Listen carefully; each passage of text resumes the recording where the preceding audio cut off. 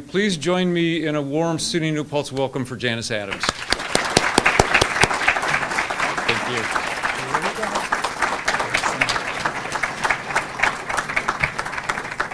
Hi, everybody. Thank you for coming out tonight.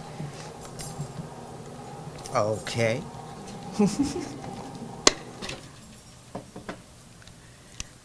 Am I okay mic-wise and everything now?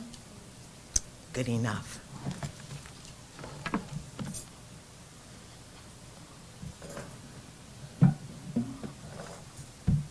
I had a little back surgery. I'll get into position and then we'll get going here. Here we go. President and Mrs. Christian, board members, faculty, staff, students, parents, family, friends, alumni, guests, the entire New Paltz family, this beloved community, thank you for the honor of being this year's distinguished speaker, for the unbelievable privilege of representing the class of '67, I can hardly believe it, for welcoming me home. Special thanks, too, to Barbara Caldwell and Lisa Sandick for the vetting, the fretting, the sweating, the petting that made a path to today. And what a day. Thank you. OMG, it's phenomenal to be here. It's only taken me 50 years to get from that side of the lecture hall to this side of the lectern. Wow. 54 years from the day I arrived on campus in the fall of 1963 to this day. Come, let me tell you a story I would hear my grandmother call when I seemed most in need. Each story, no matter its filigree, would have the same moral, the same reason for being, to share her philosophy of life. All things are one, said my grandmother. In this world, everything is related. All things are one. Come, let me tell you a story of the history, the herstory that has brought us together this day. And the theme, know when to leave the plantation. It is not an understanding to which I came quickly or easily. 54 years ago and 6 weeks ago, late August of 1963, I was on a bus headed to the March on Washington for jobs and freedom. 54 years and 6 weeks ago, the night before, my aunt put the finishing touches on a pink and white gingham sundress, albeit a sophisticated one, specially made for that momentous day. With it was a matching scarf I'd tie over a twist of braids as long and thick as questions of race.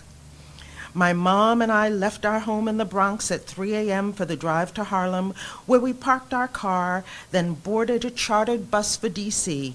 that Wednesday morning. An organizer welcomed us, inducting us for the trip ahead. It would be, he said, a day from which there would be no turning back. Within hours, I knew why my parents had always resisted venturing south by car or bus. Traveling by train, we'd sped past the blood-soaked soil of the northern South, Maryland and Delaware, past signs colored and white, past trees sagged low with the strange fruit of the lynched. By train, we bypassed the pain for the promises Washington's architecture evokes, monuments to American freedoms built by Africans enslaved. A northern school desegregation pioneer at 8, this was not my first bout with racism, but that bus ride south was my first time violently denied a restroom or food we could afford to buy. It was my first time to be stormed by screaming white hordes as sheriff's deputies stood idly by. We on the bus were outside agitators, disrupting their way of life. The screamers were Americans, citizens, defending their rights. We, said they, were troublemakers. It was 1963. The Freedom Rides were current events then, not history. Those who attacked our bus on that Maryland-Delaware line, that infamous Mason-Dixon line, rocking it from side to side, side to side, intended no lullaby. Lumbering into Washington just before 11, our bus had emerged from the raging flames of hatred, underscoring the need for the march, into the swarm of a cheering throng. So embraced, we in turn welcomed the next bus. They then cheered the group after them, and on and on. How we got over, the hymn is sung. How we got over, my soul looks back in wonder, how we got over. Journeying from up south or down north, we traveled a treacherous route, fought the same demons and fears, and we'd made it through. School segregation had been a lonely affair, just one of 4 little foot soldiers for justice against an army of unapologetic evil I'd been. Getting off the bus in Washington, I came to a mighty awakening. I was not alone. We were not alone. By bus, by train, by plane, people of every hue kept coming, some on foot, others walked hundreds of miles to get to that day. For hours, speakers and singers, drum majors all, kept a steady beat until the time finally came for Dr. King to ascend the podium. His familiar baritone tuned like none other. He soothed us, rallied us, regaled us, commended us on to heights untold. And when he raised his hand over the crowd invoking his dream, I felt myself levitate, soar. One among 250,000 united, I understood the movement and this country as never before. I'd begun the day an innocent in braids and a brand new sundress of pink and white. I would never wear that dress again or my hair in those braids.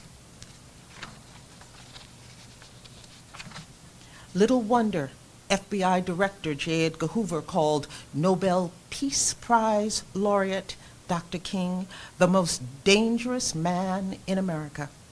We were all dangerous that day.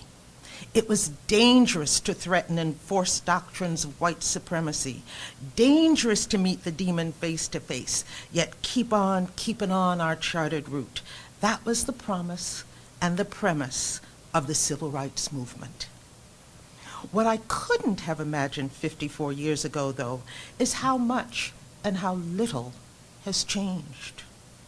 The stereotypical sadistic Southern sheriffs then, the Northern police killings and brutality of innocents today, the screamers who rocked our buses then, the Take Back America madmen of Charlottesville today, the sickness that murdered and maimed Emmett Till and exonerated his murderer then, the exoneration of the murderers of Trayvon Martin, Michael Brown, Sandra Bland, Eric Garner, Alton Sterling, and on, and too many more. The voting rights we marched for then, the voter ID and gerrymandering siege against voting rights now. Still today, I remember Dr. King, the dream, and the vow he made that march on Washington Day. He said, "We will not be satisfied until justice rolls down like waters and righteousness like a mighty stream."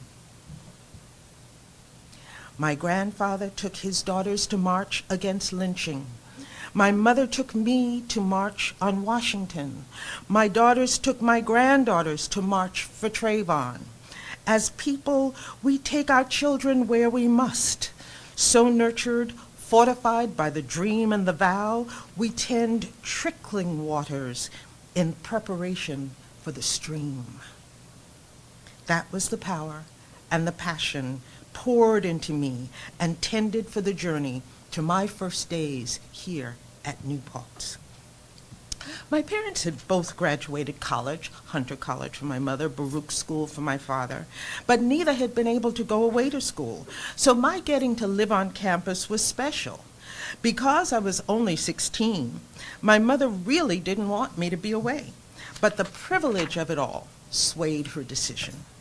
Arriving for my first day, I walked into bliss, literally and figuratively, eager to find my room in Bliss Hall, my place in the swirl of the day. I knew what was about to happen. I'd done my research, devoured 17 magazines. Of course there were no black girls in it, but it was for teens, and I was that. In 17, I'd learned that boys would hook up dates for their roommates with their sisters. We'd all double date. Being an only child, I had no brother to offer, but I had my cousins on tap, ready, set, going to college. I was giddy with excitement, giggly, and thrilled. With the school bursting at the seams for the first term under the quarter system, which is what it was then, and the school's first year as a liberal arts college, no longer a normal school or teachers' college, we were packed 3 to a room. Escorting me to my assigned room, the dorm mother told me to wait outside for a moment. She knocked and went in. When she reopened the door, there stood a girl and her mother. The dorm mother stood aside. The woman motioned me to step forward. I was then put on inspection, top to bottom, as if on an auction block of old, for a decision on whether I was suitable to be in her daughter's presence. She was a white woman, I was a Negro, a thing to be of use or dismissed. After a few sneers and snorts, the woman turned around disgusted. The dorm mother apologized to her for the problem, me. But overbooked as the dorms were, it would be difficult, the dorm mother said, to find a more suitable roommate for her daughter and move me to another room. With that, the transaction was done, and I was permitted to stay, with the insistence that I would be removed before the next quarter. We did not double date, and my mother, having paid the same tuition, got no such privilege or right of review. 2 months later, President Kennedy was assassinated. With the school shut down in the wake of the tragedy, a friend and I headed to my house in the Bronx. We walked in the door. My mother had the TV on. Lee Harvey Oswald walked into view, handcuffed, flanked by 2 FBI agents. You know the scene. A chubby gray man with a hat moves in from the edge of the screen. Oswald recoils and crumbles.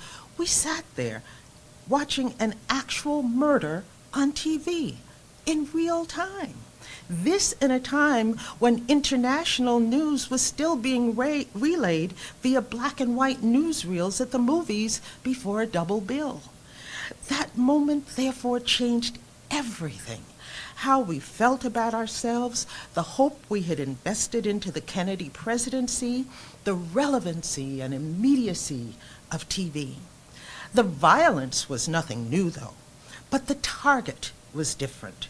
On TV's prophetically black and white, we had grown accustomed to watching nightly news clips from the war in Vietnam over dinner.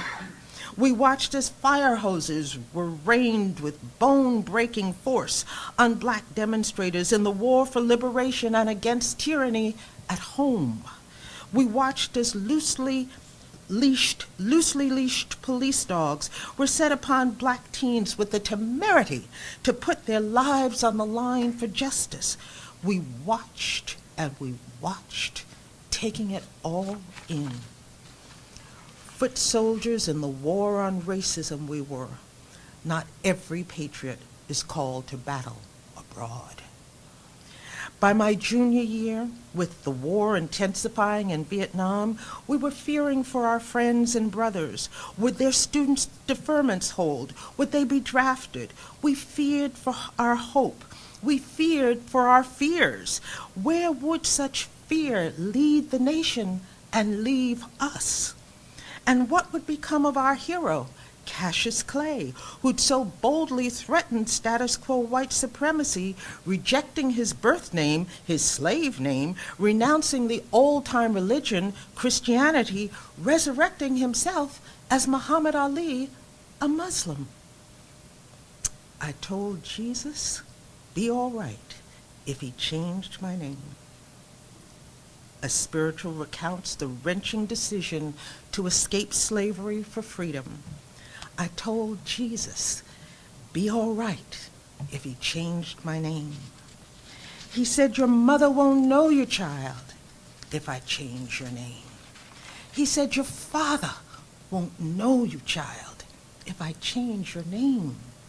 He said, your sister, your brother won't know you, child. But I told Jesus, be all right if he changed my name. Changing his name, Ali refused the draft, refused to go to Vietnam, declared himself a conscientious objector, and stated his reason. My conscience won't let me go shoot some darker people on some poor hungry people in the mud for big, powerful America. And shoot them for what, he said. They never called me nigger. They never lynched me. They didn't put no dogs on me. They didn't rob me of my nationality, rape my mother, kill my father. What I want to go shoot them for? What? What I gotta shoot them for? Poor little black people, little babies and children. How can I go shoot those poor people? Just take me to jail, he said. Ali was not alone.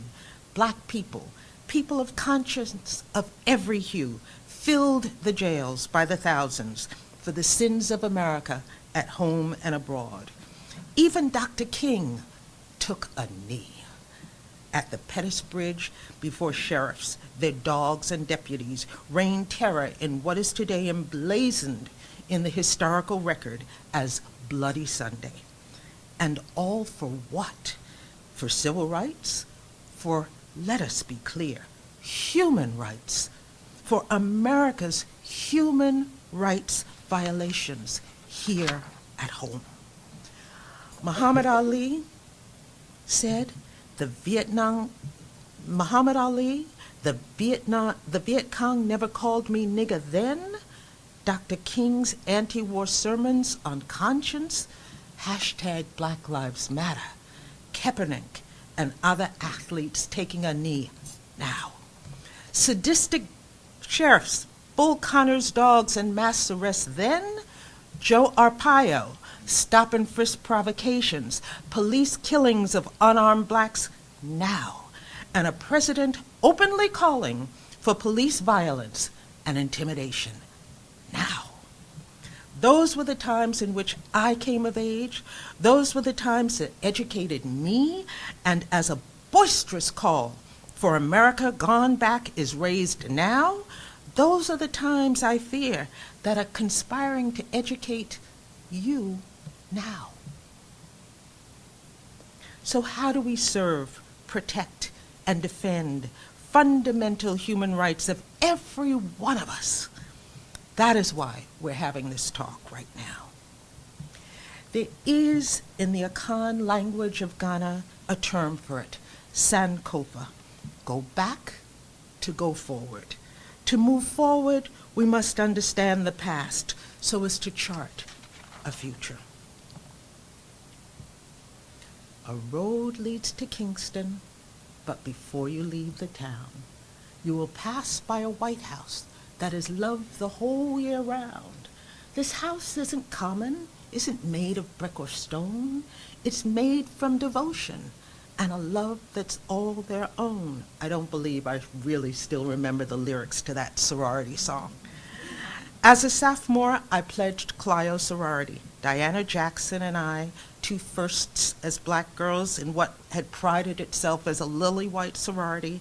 I moved off campus to Clio House, the 3-story, double-wide white house with yellow shutters that's still out there on Route 32, and discovered Huguenot Street. When I could, I'd walk to Huguenot Street and fall in love with its stone houses, knowing only the part of the history that did not mention the slaughter of Native Americans and the enslavement of blacks, unfortunately. But a shout out to Mary Etta Schneider and the team that is now rectifying that.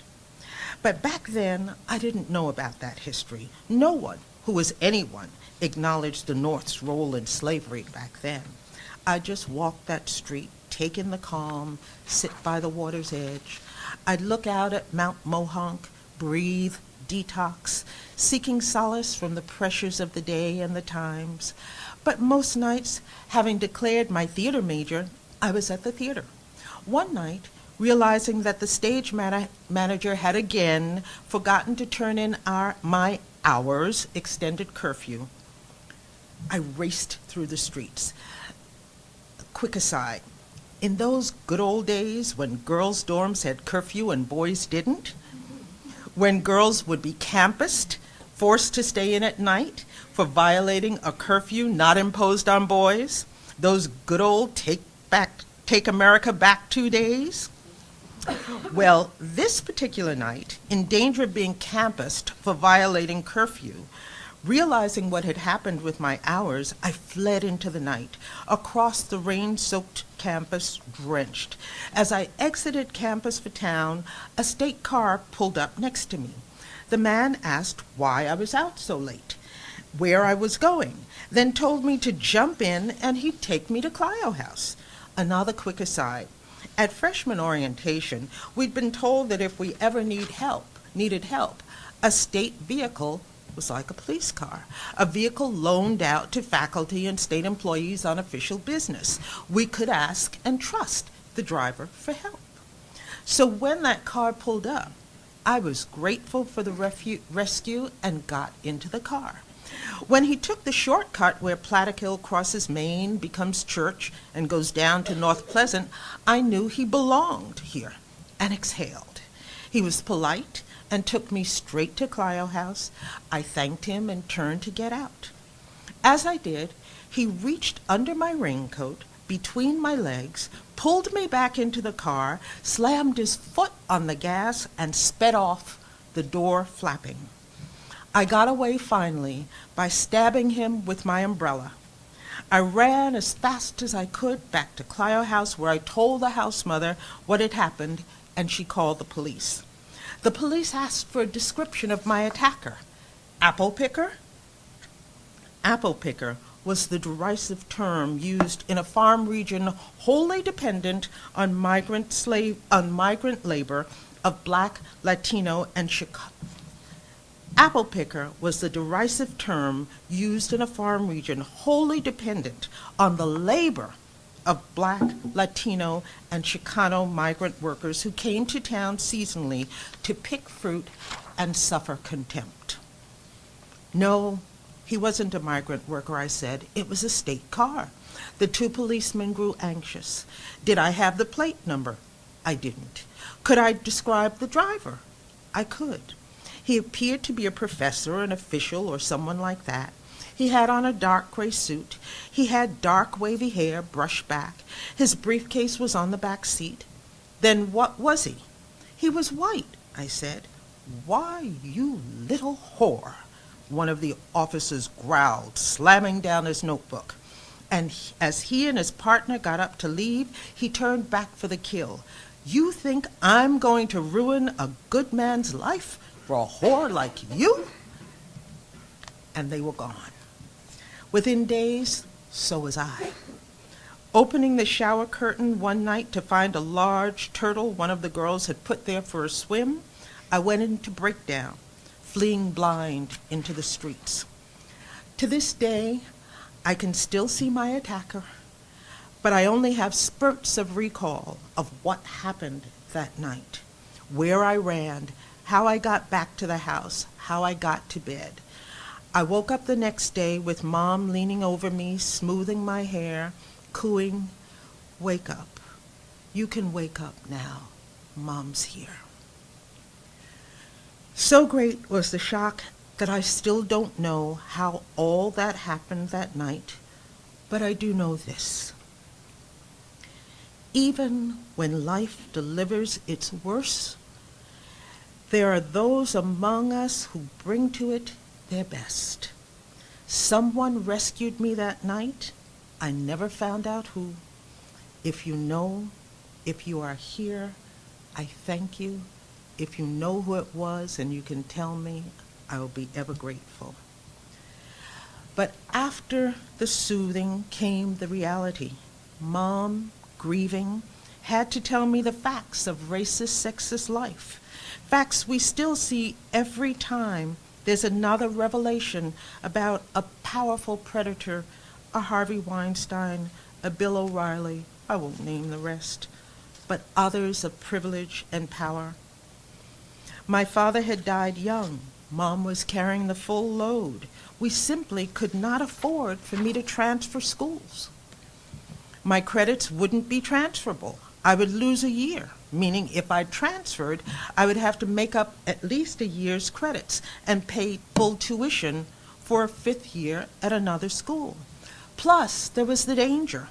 To pursue my attacker, to fight for justice, made me vulnerable to the very police who'd called me a whore. The men who'd put me on notice that I was powerless to fight because they intended to stand in my way. As it was, Mom and I paid the price of tuition, room, and board for an extra quarter. With no campus sexual harassment policy at the time and nowhere to turn beyond Mom for consolation and counseling, the dean, trying to help, reduced my course load, hoping to reduce the pressure on me. I walked in June, but my official graduation date was August. Auction block, attempted rape, police misconduct, and the threat of backlash, hashtag Black Lives Matter, hashtag Me Too. I left campus and never came back for 40 years, not even for a drive through town. Then, in 2010, I found myself drawn to living in the place I had once thought so beautiful, so peaceful, and so loved. I moved to Woodstock. There was unfinished business for me here. I could feel it. The Saturday after I first delivered this lecture, I attended my first class reunion in 50 years. It has indeed been a long walk to this lectern. In this world, my grandmother said, all things are one. In this world, my grandfather said, let no one contaminate your mind. The turning point came about 10 years ago when I learned that librarian Corinne Nyquist at the new to me Sojourner Truth Library had researched, documented, and posted a Sojourner Truth travelogue website. It's amazing. Check it out. Having written a history of African American women, Sister Days, I was thrilled. I called Dr. Nyquist, and she was thoroughly generous. We spent an afternoon driving from historic site to site. Corinne Nyquist is in the audience. Please thank her for me. Thank you, Corinne. Where are you? Where are you? She's too shy to stand up, but we are delighted that she's here, and I thank her for bringing me back. She brought me back to New Paltz and gave me a link, a point of reference, yes, I'd been craving. Only then did I know that I had been walking in the footsteps of one of my heroes, Sojourner Truth, on my walks down Huguenot Street, walking by the waters for solace, overlooking the mountains. I look to the hills from whence cometh my strength. Raised Episcopalian, I'm not a religious person, but it's amazing what comes back to you when you need it most. Where I sat was such a peaceful spot that she too must have gone there for one of her now famous talks with God. Corinne Nyquist welcomed me back to New Paltz and gave me back some of my fondest memories. I so thank her for that. The concert hall in the Arts Building, I opened that hall, performing a 2-piano version of the Schumann Piano Concerto in A minor, with Dr. Robert Mumper playing second piano. He brought me into the fold and made a place for me. I thank him for that. She gave me, too, the gift of the memory of being in the theater department that was then chaired by Dr. Charles Scott. He assured me the safe space of the theater, even an attacker could not sully, and he was fierce in his determination to do so. There were friends, Mike Posse, especially Connie Frazier, who took me under her wing that first day I arrived on campus and told me, "Don't you worry about that mean woman. You stick with me." Thank you, Connie. Right there. We've been friends ever since. With Connie's friendship, with Corinne's gift, came another. As a historian, I'd written of our glory days, inspirations that spoke of the power and agency of African Americans in the worst, most oppressive of times. But more than the power, as I confronted my own history, what I needed was the healing. That's why that video, and that's why I'm here today.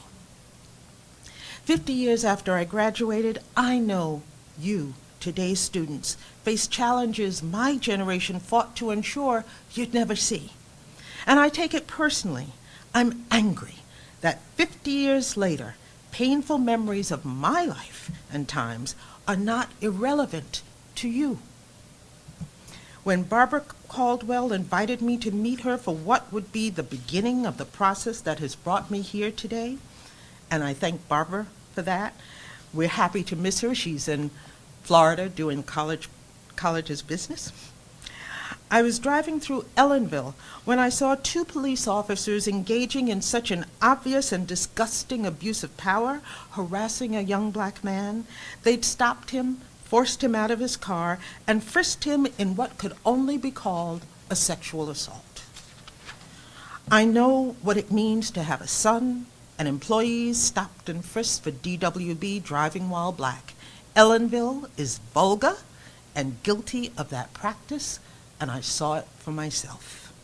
And I'm speaking of it now because there are students on this campus who need to be believed and supported, validated and defended when they speak of such violations.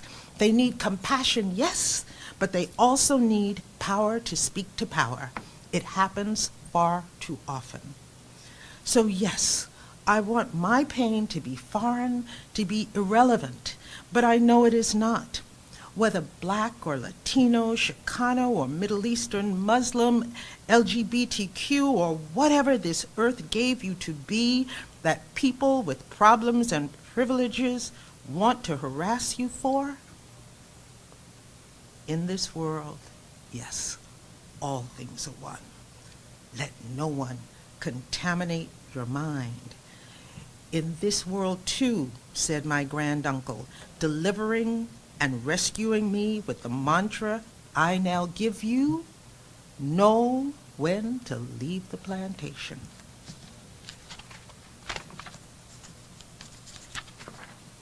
Leaving the plantation behind isn't just for black people, it's for everyone. As Mark Twain would write, referencing the post-Civil War, post-Emancipation Proclamation scene in a chapter of Life on the Mississippi suppressed for years for its pungency by the publisher, Twain said, "I missed one thing in the South, African slavery. That horror is gone and permanently. Therefore, half the South is at last emancipated. Half the South is free. But the white half is apparently as far from emancipation as ever." Was Twain speaking of all whites? Obviously not. Twain was white. A large number of abolitionists were white, just as in years to come human rights activists of courage would know no bounds of color. But Twain was speaking about most whites, countrymen of his time, without whom this democracy, this way of life, would not have persisted as long as it has. Twain was talking about a societal slave mentality, a continued dependence for, need for, being on the dole of a system rooted in slavery, in exploitation, oppression, unfettered privilege, and injustice. Know when to leave the plantation. Yes, it's a provocative title, because we live in provocative, tremulous times. There's a lot going on that, let's be honest, harkens back to the plantation system of the South and the industrialization of the North, which provided the whips, chains, lashes, and legislative cover to keep the South going and growing. There are the legacies that have still not gone away, the deficits in culture still not corrected. So what is the plantation? A plantation is a manufacturing plant, self-contained, exploitive of its workers, sanctioned under cloak of law. It is a place that divides and conquers its workers by race, indentured whites versus enslaved blacks, poor whites versus segregated blacks. Even oppression has its privileges. It is a place that is maintained by terror and terrible acts, not only the impact that impact the people who are the victims of the plantation, but that impact those who live in the mindset that perpetrates and perpetuates what a plantation is and what it does. It's amazing that in America, in our culture, still some people look on the plantation as a romantic place. It was not. It was a place of terror and terrible, exploitive, violent acts. That's the only way you can maintain millions of people enslaved, working for nothing, never being able to control their own lives. That's what the plantation was. Today, what is the plantation? It's mass incarceration. It's police who feel entitled to brutalize and kill people on account of race or gender bias, Islamophobia, whatever. Michael Brown and Eric Garner were black and big. Mike Brown was killed for what? Were he a white kid, would have been shrugged off with the boys will be boys. Now put it back and we're calling your parents attitude. Instead, he was given the death penalty for, it is said, robbing some cigars. Eric Garner was jumped and strangled, given the death penalty for selling some loose cigarettes. Each time, officers defended their behavior, saying they felt threatened. Threatened by what? By their own racial animus and fears, by history, by the plantation system that still rules. The plantation is those who commit such acts and those who justify the contempt for human life and decency such acts represent. What is the plantation? It is our educational system where children are not given equal access to education, where some teachers actually believe that some children cannot learn and teach them accordingly. The plantation is the health system, where some people, in fact, there's even been a recent study, pharma, that blacks are less likely even now to be given pain medication than whites. Why? That's the plantation system with its odious, persistent lies. Blacks don't have to be treated as human because blacks don't feel pain. That was the justification for enslavement and torment. Today, forget the opioid epidemic among whites. Forget that the opioid epidemic among whites is an illness, and the heroin epidemic among blacks was criminal. Forget that cocaine, predominantly used by whites, gets a slap on the wrist, that crack cocaine, predominantly used by blacks, gets prison time. Why? America's history of medical injustice and experimentation on involuntary black subjects is long. Another example, from slavery through the mid-20th century, scholars have even confirmed that America's plantation legacy inspired Nazi experimentation on Jewish prisoners. In gynecology, J. Marion Sims, the father of gynecology, a white 19th century doctor who performed surgical experiments on enslaved black women without anesthesia. He purchased and performed genital surgeries without anesthesia because blacks don't feel pain. And yes, women today, especially black women, have protested the monument to him in Central Park. Birth control. Puerto Rico was used as a testing ground. Syphilis, not only the syphilis study at Tuskegee, but a similar one was performed on unwitting Guatemalans. And on and on. Why? It all goes back to the plantation. All the lies, the deceits, the denial. Why? As one school administrator told me, quote, "Parents and teachers are afraid that if we tell the children the truth, they'll think their ancestors were bad," end quote.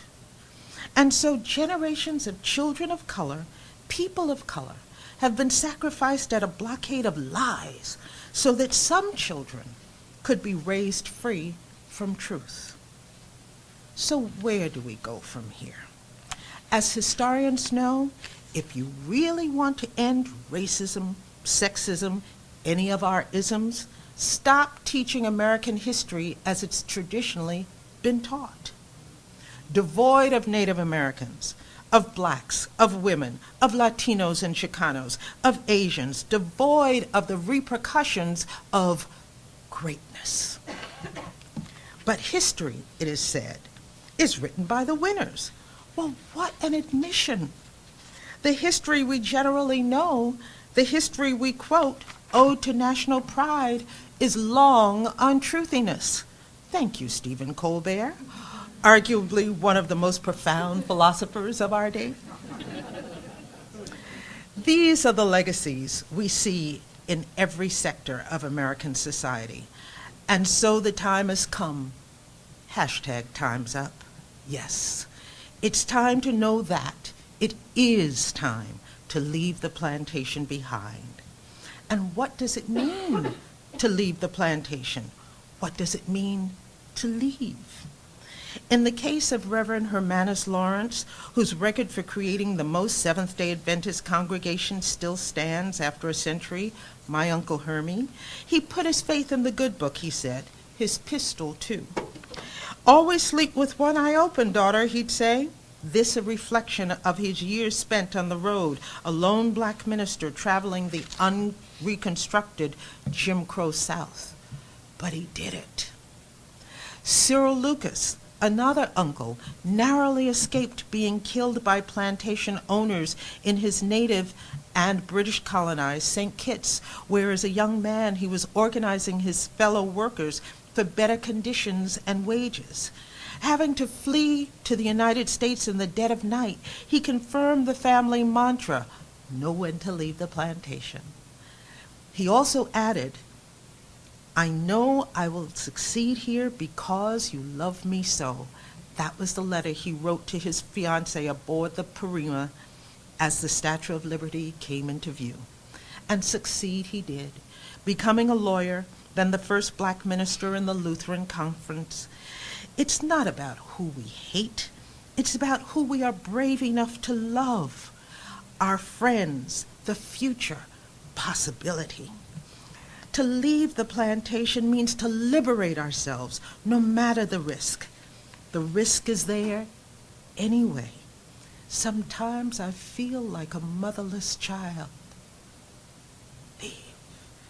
Oh, sinner, don't let this moment pass. Keep your lamps trimmed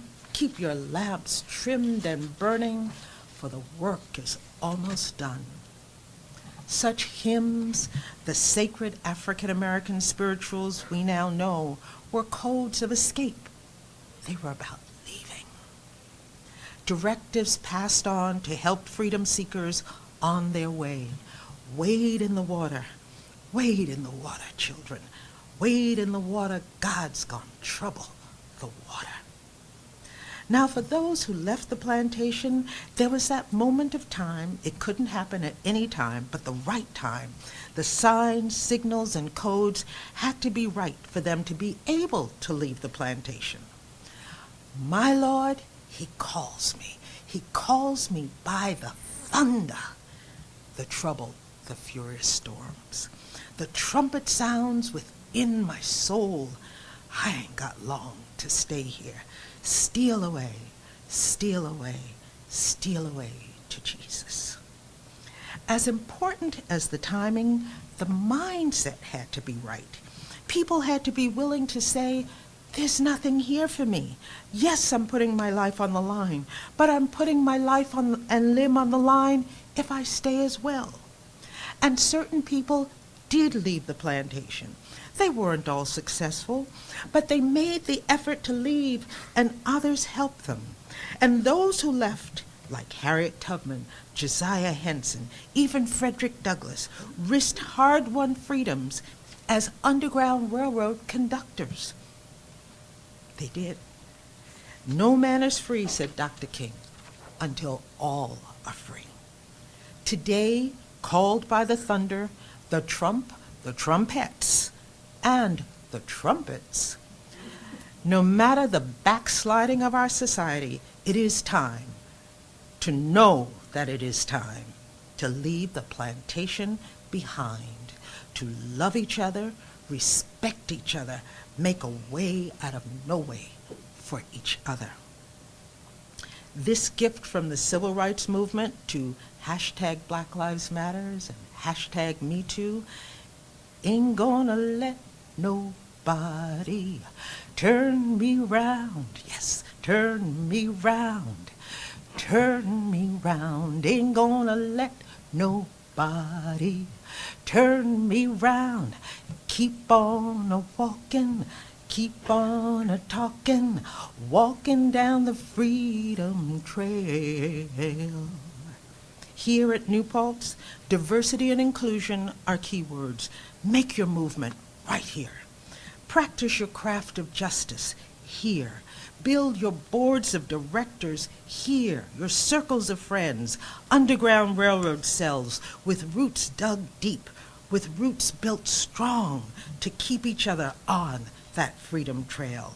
Explore, discover together the goodness, really, that represents what that Underground Railroad was, the shared commitment to justice, which is what it was about, to human rights, to yourselves. Conscience, commitment, courage, creativity, critical thinking, nonviolent conflict resolution. Those are the pillars on which I built my children's publishing company. They work just as well for adults, too.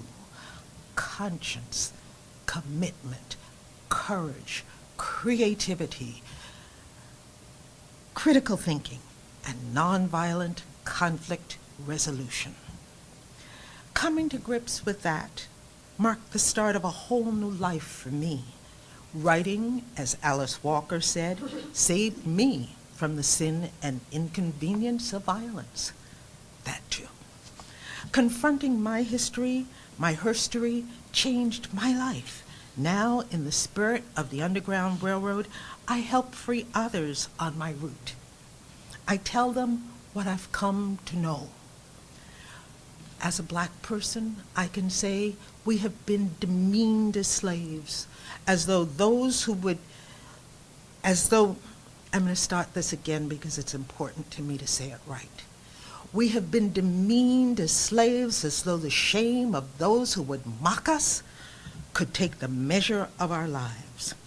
We have been segregated as less than, as though the blindness of those who would demean us could share the vision of all we survey.